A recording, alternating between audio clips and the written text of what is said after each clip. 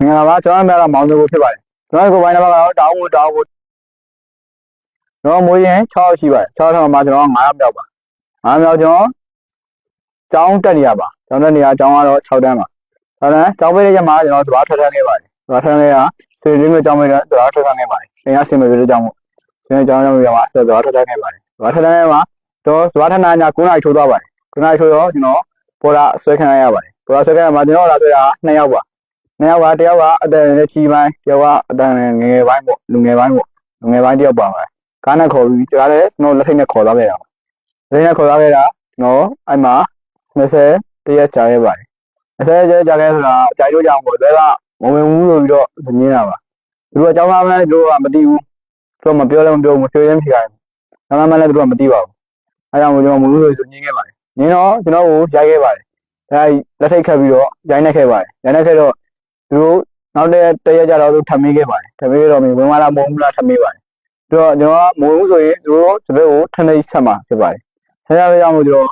်ဝင်ခြင်းပဲနဲ့အဲ့တဟဲကိုဝင်ခဲ့ရပါတယ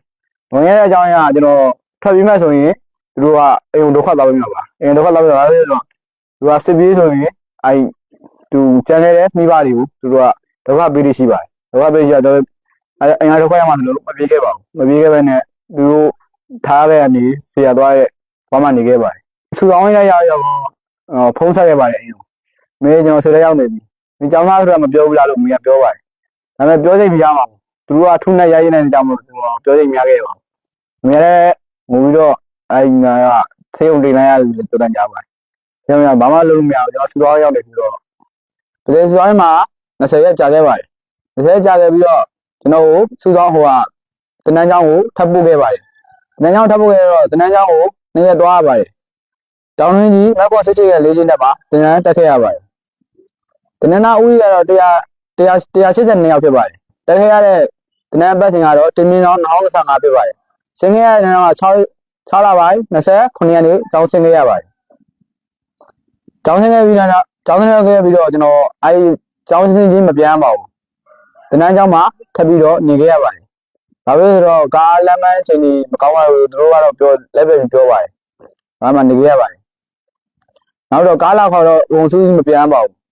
ဟို20ခွဲတော့ဒီ20ခွဲတော့နဲ့အဲလိုခွဲတော့ပြန်ခဲ့ရပါတယ်ကျွန်တော်တွင်းတော့က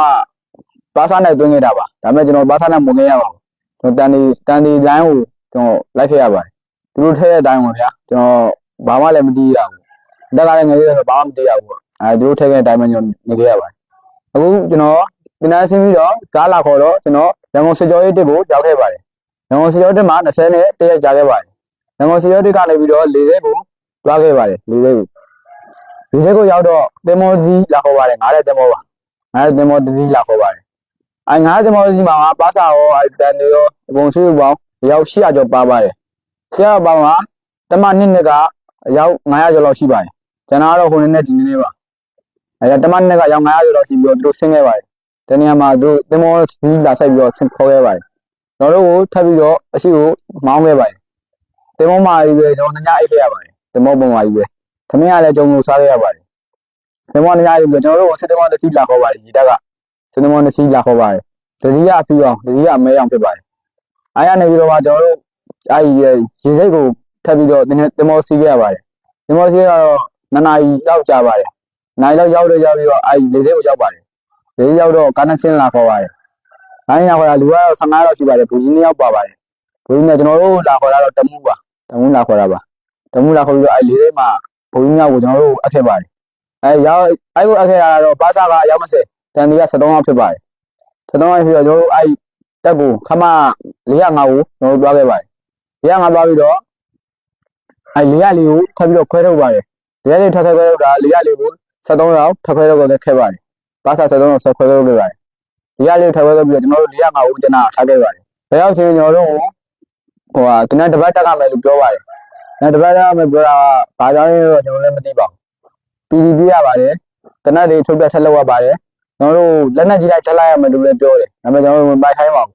အဲ့မှာတနက်ထုတ်ပြလုပ်ပြီးတယ်အဲ့မှာတပတ်လည်းပြည့်တပတ်ပြည့်တဲ့နေ့နောက်နေ့မနက်မိုးလေလင်းတော့ကျွန်တော်တို့အဲ့မှာလှုပ်ရှားထွက်ရမယ်လို့ပြောပါတယ်လှုပ်ရှားထွက်ရမယ်ပြောတာကျွန်တော်တို့ဘာမှမပါပါဘူးကျွန်တော်တို့ဆန်တပတ်လာထုတ်ပြီးတယ်ဘယ်ထုတ်ပြီးလဲဆိုတာ တပတ်ကအပြည့်မဟုတ်ပါဘူးတယောက်ဟန်ကောနဲ့နိုးတီဘူးလေးနှလုံးနဲ့ကျန်တာစီစားတယ်ဒါတော့ပါပဲတော်ထဲမှာထွင်းရက်ခဲ့ရပါတယ်တော်ထဲကိုရောက်ခဲ့ပါတယ်တော်ထဲကိုရောက်တာကျွန်တော်တို့15ရက်လောက်ကျွန်တော်တို့ခီးဖောက်ခဲ့ရပါတယ်ခီးဖောက်ခဲ့ရလမ်းမှာလည်းထွင်းရက်ခဲ့ပါတယ်ထွင်းရက်ခဲ့ဆိုတာကတပတ်ကမပြည့်တဲ့ကြောင့်မလို့ကျွန်တော်တို့စားရရှိလို့စားရရှိပါတယ်အထက်ကသူတို့တော်လန်းကိုခီးပေးခဲ့ပါတယ်ဒီရလေးကိုတော့သူတို့ရွာပတ်ချလေခီးသူ့နယ်နမိတ်နဲ့သူပေါ့ပေးခဲ့ပါတယ်သူ405ကျွဲတို့405ဒေါ်လန်တစ်ချောက်တောင်းလန်းတော်လန်းနေသူရှင်းလင်းဖို့မိတ်ပေးခဲ့တာပါမိတ်ပေးခဲ့ပြီးတော့သူတို့ခန်းတော့မှာဘောင်းဒီရှုခိုင်းပါတယ်လင်းစုတောင်းလာကြတော့405စုတောင်းခဲ့ရပါနောက်ဆိုတော့သူတို့တစ်စိတ်ကြမ်းခဲ့ပါတယ်တစ်စိတ်ကြမ်းခဲ့ဆိုတာအသေးလားရှင်လာသူတို့မသိဘူးတစ်စိတ်ကြမ်းခဲ့တယ်တစ်စိတ်ကြမ်းခဲ့ကြောင့်သူတို့မကျင်းတော့ဘူးသူတို့ချက်တို့ခံရတဲ့ကြောင့်သူတို့မကျင်းတော့ဘူးသူခံရမကျင်းတော့သူထက်ကိုတင်ပြတယ်လင်းစုတောင်းတယ်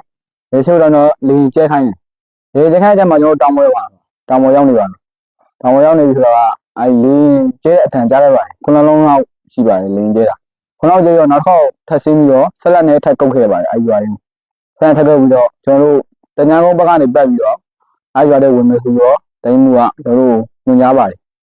ညွှန်ကြားတော့ကျွန်တော်တို့ဝင်ခဲ့ပါတယ်ဝင်ခဲ့ဆိုတာကဒေါ်တင်းနဲ့ဝင်တာမဟုတ်ပါဘူးတရားလေးပါပါတယ်တရားလေးကဒုံးလေးပါပါတယ်ဒုံးနဲ့ပါတာလေးကဒုံးဖွဲ့နဲ့လိုက်လာကြမလို့တရားလေးနဲ့အတူတူကျွန်တော်တို့ဗာတဲ့ဝင်ခဲ့ပါတယ်ဝင်ခဲ့တဲ့အချိန်မှာကျွန်တော်တို့မိုးထုတ်နေပါတယ်6နာရီလောက်ရှိပြီပါတယ်အဲဒီမှာကျွန်တော်တို့ဖုန်းကြောင်းကိုဝင်ဖို့အတွက်ကျွန်တော်ရှင်းလင်းခဲ့ပါတယ်ရှင်းလင်းခဲ့ဆိုတာတနက်ဖောက်ပါလောက်ခဲ့တာပါအမေဖိုးက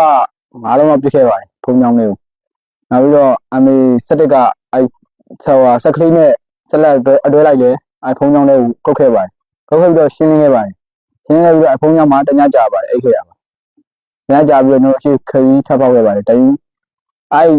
ဖုန်းကြောင်းမှာအဲ့ပြီးတော့ကျွန်တော်ပြန်ဆုံးလို့ပါပဲဆုံးမှုဟာကိုအရှိကိုခီးထပ်ပေါက်စီးပြီးတော့ကျွန်တော်တို့ထပ်ပြီးအမိတ်ညွှန်ကြားခဲ့ပါတယ်ညွှန်ကြားကြောင့်ကျွန်တော်တို့အရှိကိုခီးထပ်သွားခဲ့ရပါတယ်ဒါကြောင့်အရှိမှာဖုန်းကြောင်းတစ်ကြောင်းထပ်တွေ့ပါတယ်ဖုန်းကြောင်းမှာကျွန်တော်၄ညကြာပါတယ်၄ညကြာရတာဘာလို့ကြာလဲဆိုတော့အထက်ကမညွှန်ကြားသေးတဲ့အကြောင်းကျွန်တော်၄ညကြာခဲ့တာပါဒါပေမဲ့ထက်ကညွှန်ကြားတော့သူတို့ခံခဲ့ရတဲ့ကြောင့်မလို့ဂရိတ်တဲ့ကြံခဲ့ရတယ်ခံခဲ့ရတဲ့ကြောင့်မလို့သူတို့ရွာလုံးကြီးချုပ်ဖို့အတွက်မှားခဲ့တာပါချုပ်ခိုင်းတာတော့အကုန်မချုပ်ခိုင်းတာသူရဲ့လောင်းငယ်သားတွေကအကုန်မချုပ်ဘူးဘာလို့အကုန်မချုပ်လဲဆိုတော့အကုန်ချုပ်ရင်သူတို့ဖြစ်မယ်ဆိုတော့သူတို့သိတယ်အားကြောင့်အကုန်မချုပ်ဘူးအားကြောင့်မှတော်များပါသွားရဲ့လို့ကျွန်တော်အတန်ကြားပါတယ်ကျွန်တော်ပြေးရအောင်ကျွန်တော်ကြည့်ပါတော်များပါသွားရဲ့အိမ်လုံး80လောက်ပါသွားရဲ့ပြောကြပါတယ်တိုက်ရင်လည်းပါတယ်တိုင်းတင်အောင်ရင်လည်းပါတယ်ပြောပါတယ်ပြည်သူတွေဖြစ်လာတော့ဖြစ်ပြီးတော့ဗျာဒီတိုင်းဒီမားရဲ့ရွာတဲ့ဝင်နေဒီမားပစ္စည်းကိုလည်းယူတယ်ဒီပစ္စည်းကအများကြီးပဲဗ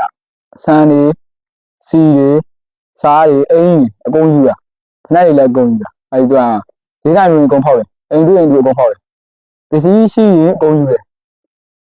တိုင်းမှုကရှို့တဲ့အိမ်သူမရှို့ခဲ့မရှို့နဲ့ဆိုတဲ့အိမ်ကြီးမရှို့ဖုံးရောက်မှတာလေတို့ထိုင်းချပြီးတော့သူပတ်စိတ်တိုက်ရှာတယ်ပေါ့ပတ်စိတ်တိုက်PDF တွေကိုပတ်စိတ်တိုက်ရှာတယ်ပတ်စိတ်တိုက်ရှာပြီးတော့သူမတွေ့ရဘူးကြောက်မှလည်းမတွေ့ရဘူးမမိခဲ့ပါဘူးတော့ဘာလို့ဖြစ်လဲဆိုတော့ကျွန်တော်အဖုံးရောက်မှထမင်းရဟင်းကြတန်းခဲ့ပါတယ်ထမင်းရဟင်းကြတန်းပြီးတော့အမှဒုံးလာပါတယ်ဒုံးလာတော့သူကပုံမှာဒုံးမရှိတဲ့ကြောင့်လို့သူမတက်ခဲ့တဲ့အကြောင်းကြောင့်လို့သူတို့ခံခဲ့ရပါတယ်ခံခဲ့ရဆိုတာကကျောင်းပေါ်ချခံခဲ့ရတာပါကျောင်းကလည်းလူကတော့တိတ်ပိုင်းကမထိပါဘူးသူတို့ခေါင်းလုံးလေးချတာ3လုံးချပါတယ်3လုံးချတာသူတို့မထိတကယ်ရပါဘူးထိလိုက်မခံခဲ့ရပါဘူးဒါပဲဆိုတော့တိုက်ကဖုံးကြောင်းတိုက်ကနှစ်ထပ်ပြင်းနေပါတစ်ထပ်ဆိုတော့ထိပါတယ်နှစ်ထပ်ပြင်းနေတော့မထိခဲ့ပါဘူးမှာသူတို့ခေါင်းလုံးချတဲ့ချိန်မှာသူတို့အညက်ခံလိုက်ရပါတယ်လက်ခံလိုက်ရပါတယ်လက်ခံပြီးတော့ဒုတိယအချိန်မှာသူတို့ကခင်းဟောက်ဘုံနဲ့ရှားနေတဲ့ပြကြောင်ဖြစ်အောင်ပေါ့ရန်သူကPDF ကဒုံးကိုသူတို့လိုက်နိုင်ခဲ့ပါတယ်နိုင်ပြီးတော့PDF ကဒုံးကိုသူတိုက်ရှာလိုက်တနင်္လာရက်တော့ဒုံးကြီးကဆင်းပြီးတော့ဒုံးကြီးကအပေါ်မှာကျန်ခဲ့ပါတယ်သူတို့ကဒုံးကြီးကလိုက်လာတယ်ဒုံးကြီးကလိုက်လာပြီးတော့ဘုံကြီးတစ်လုံးပဲပါပါတယ်ဒီထဲမှာဘုံကြီးတစ်လုံးပဲပါပါတယ်ဘုံကြီးတစ်လုံးပဲချိတ်ပြီးတော့လိုက်ခဲ့ပါတယ်အမြန်ဆိုတော့နိဒီထဲမှာဘုံကြီးတစ်လုံးချိတ်ပြီးတော့လိုက်ခဲ့ပါတယ်ချပြီးတော့ အတန်းတော့ကြားလိုက်တယ်ဘာဖြစ်လဲဘာညာတော့မသိလိုက်ဘူးသူတို့ဒုံးနဲ့ဆင်းတယ်သူတို့ဘက်ကဒုံးလည်းကြားကြရောဘုံကြီးအလင်ချရတယ်အလင်ချလိုက်ပြီးတော့ကင်းထောက်ဒုံးရောဒုံးကြီးရောပြန်ဆုတ်လာခဲ့ပါတယ်ကျွန်တော်တို့အဲ့မှာနေပြီးတော့ကျွန်တော်ခီးထပ်ပေါက်ခဲ့ပါတယ်ပြီးတော့404နဲ့405ခွဲခဲ့ပါခွဲခဲ့တာပါ